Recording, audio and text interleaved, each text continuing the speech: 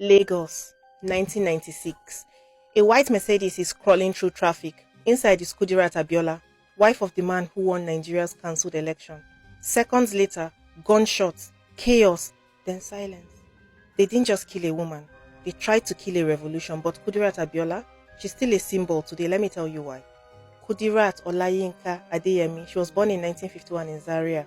She didn't go to university, but she was smart. She was outspoken, determined, and when she married Moshood Kashimawo Abiola, MKO for short, she became more than just a politician's wife. She became a movement. Together, they had 7 children. She was known for her strength, her business sense, and she had this deep love for Nigeria. But everything changed after June 12th, 1993. That election was the freest election that Nigeria had ever seen.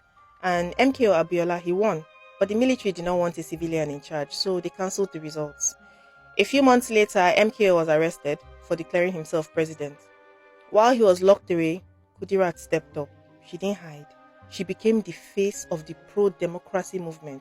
She led strikes. She joined protests. She coordinated pressure against the regime. In fact, she helped organize a 12-week oil workers' strike in 1994. That's one of the longest in African history. The regime saw her as a problem, and problems, they wanted them eliminated.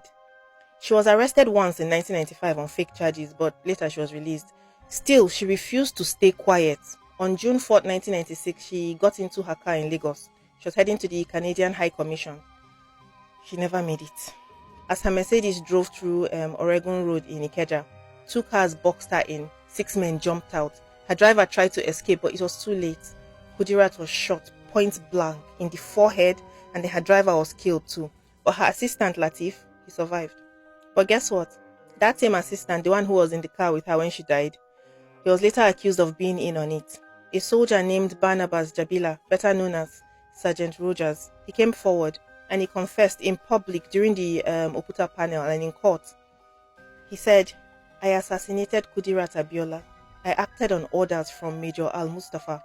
Al Mustafa was the chief security officer to General Sani Abacha, and Rogers claimed that it was Al Mustafa who armed him and gave the green light. He even said Abacha's son was part of the plan. In 2012, Al Mustafa and Latif Shofolahan were convicted and they were sentenced to death.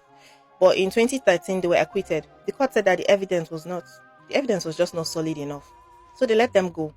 But there's more. The bullets that were used, allegedly they came from Abacha's personal armory. Shofolahan was accused of leading the killers straight to her. There had been 2 failed assassination attempts on Kudirat before this one. And Sergeant Rogers, after suffering a spinal injury in a car crash, he became a pastor. He's still alive today. And so is Al Mustafa, who is now in politics. Today there is a cenotaph in Ikeja. It marks exactly the spot exactly where she was murdered. In New York, there is a street corner named Kudirat Abiola Corner. After years of silence, Nigeria now marks June 12th as Democracy Day.